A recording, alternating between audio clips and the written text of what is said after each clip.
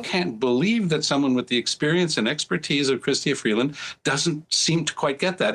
Carney is desperate. Welcome back to Moose and Loose. My name's David. Today, we've found out that Mark Carney is desperately trying to get another conservative to flip because his whole dog and pony show here is completely imploding. There's a lot of timelines of people stepping down, by-elections, all this stuff. It all works against Mark Carney. Let's jump into this. Breaking Venezuela's Caracas Stock Exchange ends the day nearly 17% higher as the market reacts to Maduro being kicked out. Look at that. The country's already recovering. Unbelievable. I just want to briefly touch on this. So the Reclamaire, this channel here that I featured a few times on the channel already, that was digging into a lot of wasteful indigenous spending has, well, it's gotten nuked. This channel is completely removed off of X now. Not exactly sure what's going on here, but he does have a GitHub, which I showed before. You could search all the spending. This has also been removed. So people are wondering if he got a cease and desist or is getting sued or something. So Chrystia Freeland finally came out with this response after I put out my video yesterday. It says, Ukraine is at the forefront of today's global fight for democracy, and I welcome this chance to contribute on an unpaid basis as an economic advisor to President Zelensky. I'm accepting this voluntary position. I will be stepping aside from my role as Prime Minister's special representative for the reconstruction of Ukraine, so the envoy role. In the coming weeks, I will also leave my seat in Parliament. I want to thank my constituents for the years and confidence in me, yada, yada. So what's basically happened here, I made two predictions in the previous video, and both of them came true. So she is using the loophole, as I stated, to get around this unpaid position, and she's going to be resigning her seat here. And with this, I did ask her for a comprehensive list of everything she's done since becoming envoy to Ukraine on September 16th, and well, I don't think she's replied. Sadly, no, she's not giving me a list. And today wasn't, I'm resigning from all that stuff with the Canadian government, even though this is unpaid, even though it's not full-time, it is serving in an official capacity to a foreign government. Yeah, 100%. I mean, you said that the opposition was pretty quick to send out their reaction to this. Yeah, obviously, it's kind of like a no-brainer, I would think. And it's a bit shocking, frankly, that we wouldn't have had the resignation of that special envoy position, whatever the official title was, and the confirmation of resignation as an MP. I mean, it's really sort of like day one of onboarding of being elected is that you probably should not do something like this, right? It's 101, first thing. You know it's bad when liberal Brian Gallant is saying it. I mean, let's get real here. This is awful optics for Mark Carney. He's going to lose further support over this because it just looks corrupt. She's going to serve as in official capacity in 2 different countries. Come on. Now, what makes this worse is she's already been in this position, double dipping and essentially being an agent for Ukraine for over a week and a half now. We have this here, Cole Hogan, Ford Nation, Jason Kenney campaigns, conservative strategist here, media pundit, says CBC News has talked to a source close to Chrystia Freeland and learned that on December 22nd, Ukrainian President Zelensky asked Freeland to be his economic advisor and create an international advisory panel on reconstruction. On December 24th, Freeland told Carney about this proposal. In other words, he's known the whole time this is happening and refused to answer if he's okay with one of his caucus members, his special advisor to Ukraine, advising the leader on another country, President Zelensky, at the same time. So they've known about this since the 24th. It seems like she's taken this roll up a week and a half ago and has been double dipping, and now she's going to be stepping down in a month. This is so corrupt. With all this, we even have Don Davies chiming in saying, while I respect Ms. Freeland, one cannot serve Canada and another country at the same time. Taxpayers should not be paying for an absent MP, one working for a foreign government. She must resign as MP immediately. So he posted this just before her update there. But I mean, this is pretty sad when you have the NDP criticizing the Liberals. So I'm really concerned by it. She's got 3 different things at play. She's got a code of conduct as a member of parliament. She has obligations as a sitting parliamentary secretary. She also has obligations as a former cabinet minister. She's not out of her cooling off period whatsoever, and she's had significant dealings with Ukraine in the last year. These rules are in place in order to make sure that they're being applied to have a situation where we don't have former ministers or former or current MPs out trying to get jobs on the backs of the fact that they have this position of power within a government. We can say that Ukraine is different. We can say that Chrystia Freeland is different. Doesn't matter. The rules are the rules. What she should have done, quite frankly, is draft the resignation letter or have a nice letter from the ethics commissioner saying, I looked at it from all 360 and it's all good. No worries. She doesn't have either of those. Straight to the point there. So the cooling off period, she resigned as minister, and then there's a cooling off period. There's a big difference for the ethics commissioner with a minister versus an MP regarding these positions in Ukraine, for example. And that's why it's a lot more strict if you're a minister of the government. And once again, so she used this loophole of not being paid to be able to do this. If she was being paid, then it would immediately be flagged. Yeah, source close to her is saying she did converse with the ethics commissioner, but to Lisa's point, there's nothing in writing or officially on the record to that effect. Tom, your thoughts? I'm so uncomfortable. I could not believe when I read her text this afternoon. One of the Toronto papers had it, she's resigning as MP. And I said, okay, she got that right. And then you go into the word for word of what she put out, as you correctly said, Bashi, in the coming weeks. But that means that for the coming weeks, she is a member of the Canadian Parliament, our core democratic institution, and she has obeisance to a foreign power because she's giving them advice that's good for them. Now, I'm very much like Brian on this. I couldn't be more in favor of Ukraine in the illegal war being prosecuted by Russia against it. That's not what this is about. This is about Canada. This is about our parliament. It's about our House of Commons and its integrity. And I still look at this. Every single one of them in agreement. You've got Rob Benzies, Gallant, Liberals, NDP, Tom Mulcair, Lisa Raitt, all in agreement here. Mark Carney's probably going to take a hit in the polls for this because this is awful optics. I can't believe that someone with the experience and expertise of Chrystia Freeland doesn't seem to quite get that. And I have a feeling there might have been a bit of a broken telephone that made it to Carney. Maybe he got the title, which was she's stepping down as MP. I'm not sure he should have put out that exact statement because he's essentially countenanced a member of parliament working, she says it's as a volunteer, changes nothing, working for a foreign power to put forward the interests of that foreign power. It's a huge mistake. And I can't believe that Chrystia Freeland, with all the brains that she's got, is ending her career this way.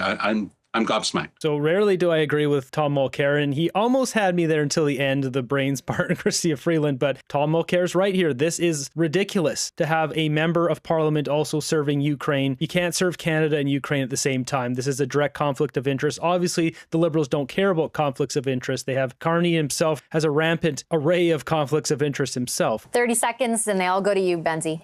I'm surprised too, Vashi. She's full disclosure. Chrystia Freeland is my local MP. I don't vote in elections, but she is I live in Toronto, University of Rosedale, and she's a very popular MP.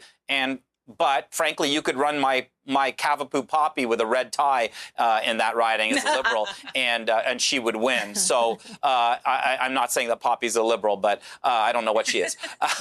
But I think though, as a constituent, I do find it very unusual. And Tom is bang on. The optics are really bad, even though most Canadians agree that helping Vladimir Zelensky is a very good thing to do. It's the way this is rolled out is not a good look. Yeah, I don't think most Canadians, especially the ones sleeping in tents, are really happy about $2.5 billion more going to Ukraine, especially after corruption scandals in their government right now. And then she's going over there. Obviously, this is a stinky situation. Could this all just be a big laundry party? Because the laundry machines over there, I hear they're so good getting things clean. Moving ahead, we've got this one. Even CTV has picked this up. Cold day in hell. Conservative MP rejects Liberal floor crossing offer. Mark Carney is so desperate right now because Chrystia Freeland has announced she'll be stepping down as an MP. It's a little bit complicated, but when she does that, then that seat is gone. Now, it's a safe Liberal seat. It's a University Rosedale, downtown Toronto. They'll get that back, but they have to have a by-election, which means there's a time period there. The time between Freeland stepping down and the by-election, they won't have that seat. And the same thing would be with Nate Erskine-Smith and all these other people, Jonathan Wilkinson and Bill Blair and all these people going over to Europe or whatever. Basically, they won't have a majority. So Carney's got a short window here of probably 3 or 4 weeks before he loses his opportunity to get a majority. And what has he done? He's going out and trying to bribe Conservative MPs, I'm sure NDP, trying to entice them some way. Scott Anderson telling them no, as we see here. So he posted this on Facebook. Says, it's important for my constituents to know that I, like others, have been approached by the Liberals and asked to cross the floor to join them, the Liberal Party of Canada is pulling out all the stops to lure Conservative members of Parliament to cross the floor so they can have a majority and subject Canada to more years of economic and social malaise. With the complicity of the mainstream media, they've promoted the myth that there's some kind of movement to turf our leader, and it's because they are afraid of Pierre Poilievre. We've seen that in those polls I showed you. Andrew Scheer had his run years ago. He did pretty good. Aaron O'Toole came in afterwards. His numbers weren't as good, and Pierre Poilievre is higher than all the rest. He's been the highest supported leader in a long time, and that's why they want to get rid of him. They prefer a milk with toast Conservative leader and not a fighter who stands up to their lies and omissions. To the Liberals who initiated this contact, let me say this. Your headlines scream about nation-building projects almost a year after getting parliamentary approval. There are no pipelines, there are no mines, there's no energy corridor, there's not one formal deal. Indeed, you haven't even bothered presenting plans because buried in the subtext below every headline are caveats that ensure nothing will ever be done. Simply put, you've done nothing but make empty promises, increase taxation, throw billions away trying to entrench your own power. What are you going to bribe the next Conservative MP with? If broken promises were the only issue, it would be bad enough. But I sit across from you every day and see what most Canadians can't see as they watch CPAC. I watch you laugh when Conservatives bring up closed mills, the shuttered businesses, and seniors who have to choose between eating and rent. I often bring this stuff up. I look at their body language because they do often laugh during this stuff. It's all a big joke to these guys. I watch your self-satisfied scoffs when we ask you to cut taxes and allow Canadians to flourish again. I see you sitting across the aisle in designer suits paid for by a job that's inflation-proof and safe, smirking at those who are trying to scrape out a living of the economic desert you've created. I watch you boast about your handouts, your rental housing that never seems to materialize, your leader who shows up for a few minutes a month for a part of question period before jetting off in search of more pointless headlines. This is so savage. It gets better here though. And you have the gall to say that our pleading for the little guy is carping. I'm frankly disgusted. So no, I won't join your party. I have no intention of crossing the floor today, tomorrow, or ever, regardless of what you offer me. It would be a betrayal of my constituents, a betrayal of the office to which I have been elected, and a betrayal of my own personal core beliefs. It'll be a cold day in hell before I even consider betraying my constituents, and you should probably stop asking because I will certainly advertise it every single time you try. Mic drop. This is an absolute bomb here he's dropped on them, just ripping them a new one. Mark Carney is desperate because he knows Chrystia Freeland has to step down in a month here. Meanwhile, we've got Mark Carney. He's just landed in Paris. He's meeting with world leaders to help build a just and lasting peace for Ukraine. Yeah, thanks for nothing, Carney. Okay, so they got some guitar music in there I have to turn off, but yeah. Get off his plane, yep. Big smile on his face. Get some of that laundry done, Carney. Don't want to have dirty clothes. Carney's trying to get away from his problems in life, but it's not going to work. We've got Don Davies once again attacking him. This time on him, how he responded to the Maduro situation. Liberals have been weak and afraid to call out illegal U.S. actions. They are putting economic interests ahead of truth, values, and law. Conservatives claim to believe in law and order, except if illegally suits their ideology. It's time for Canada to take principled positions. This is ridiculous. Maduro is a ravenous monster that ends people's lives. There's no supporting that guy ever. We got Tomek Luksek. This is a guy with a counter-referendum separation vote in Alberta, trying to keep Alberta from separating. He posts the new face of Canadian conservatism, aligning with Trump's lawlessness and total disregard for international law. Trump now gained access to Venezuelan oil. The only reason for his brazen actions. Odd for Poilievre, an Alberta MP, to celebrate that. This is so ridiculous. Pierre Poilievre's wife is from Venezuela. Like, how dumb is this guy? Jumping over to CTV, they're back in action here. They're talking Carney's response versus Poilievre's response to Venezuela. It's nuanced in a way, but at the same time, you're seeing different reactions, in particular from Carney and Poilievre. What do you make of those reactions? I really think how we feel about the actions of President Trump in this matter are irrelevant. And what we should be thinking of as leaders in the country is, well, what are we going to do now? And doing nothing is actually a decision. You just can't sit back and watch it all happen and not think that you're not going to be impacted. You are. World oil is going to be impacted. Canadian economy is going to be impacted. And with such a big power move that just happened in Venezuela, you have to think for yourself in terms of, okay, right, Canada, what are we going to do next? Putting out a statement is essential. I think both of them put out the statements that they wanted to put out from a political, partisan point of view. But I got to tell you, I care about Canada.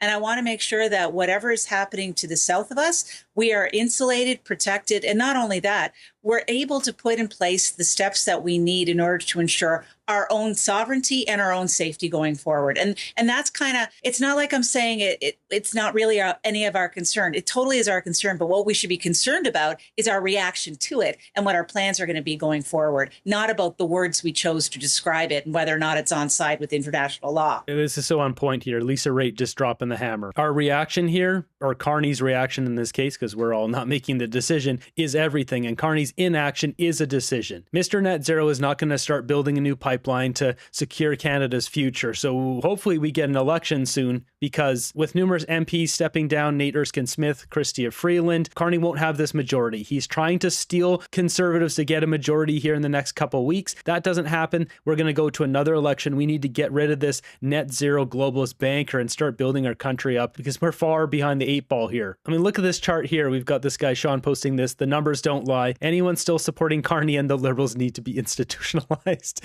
Trump is not the enemy. Our own government is. This chart here shows Canada, the industrial implosion. We see decade after decade, and Justin Trudeau gets in right here, and look where our country has gone. Mark Carney gets in here. The numbers, in fact, don't lie. Canadians almost voted in a Liberal majority government less than a year ago, now one seat away from actual majority. Canada might be unfit to exist, and people should start supporting decentralization. It's over. I think a good portion of Canadians that voted for Mark Carney, they liked the idea of Mr. Globalist Banker. They thought, okay, central banker, he'll know how to crunch the numbers and save Canada, be that steady hand that we need. And turns out, no, he's a net zero zealot. And well, you hear a lot of it. These people regret voting for Mark Carney. They're like, oops, I made the wrong choice. This guy's not who he says he is. So I think Mark Carney is going to be in for a rude awakening here in the next election. Meanwhile, what's coming out of China? We've got Chinese embassy in the U.S. posting this. China is deeply shocked and strongly condemns the U.S. blatant use of force against a sovereign state and action against its president. Get real. He was a criminal that needs to be put behind bars. Such hegemonic acts of the U.S. seriously violate international law and Venezuelan sovereignty and threaten peace and security in Latin America and the Caribbean region. This is all a joke, guys. China firmly opposes it. We call on the U.S. to abide by international law and the purpose and principles of the UN Charter and stop violating other countries' sovereignty and security. No one gives a crap about the UN Charter. There's a bunch of shills who work at the UN. China needs to sit down. They know they're outmatched and outclassed. So Tom Mulcair here, completely out to lunch as usual. He thinks Mark Carney has done a masterful job of replying to the whole situation with Maduro being captured. Because Carney, I think, did a masterful job of trying to straddle both the conservative reaction, yay, the guy's in the slammer, keep him there for life, he's a bad guy, and the NDP reaction, which is, no, this is completely against international law. Come on, this can't happen. And Carney basically said both at the same time. On the one hand, it's, we've got to have international rules and respect them without Lisa Raitt not buying it over here. She's like, you're full of crap, Tom. Saying that the Americans broke them, which of course they did. And then at the same time saying, but this guy's really a thug and he's denied democracy and he cheated in his last election and he held his people down. And it's probably a good thing that he's gone. So I think that Maduro and his goons ended thousands of people. It's not like he's just a bad guy. He is a tyrant, a monster. That's the only way to describe him. On a purely simple Canadian level, we got it right politically. And I think that overall, the oil patch is going to survive this one just nicely. Thank you. And it might actually push in favor of the type of deal that Carney was going for with Daniel Smith for a second pipeline to the Pacific. Oh, let's get real. That's not happening. Tom Mulcair is so delusional here. We're not going to just sit here and twiddle our thumbs and everything's going to be okay. We need to have action right now. We need to be building pipelines, Keystone XL, adding another one to Trans Mountain, Prince Rupert. Let's send one over to Hudson's Bay. Let's get this going here. Tom Mulcair's like, oh, everything's going to be okay. We don't need to do anything. Yeah, right. Weak leadership. No wonder he's not in charge of the NDP anymore.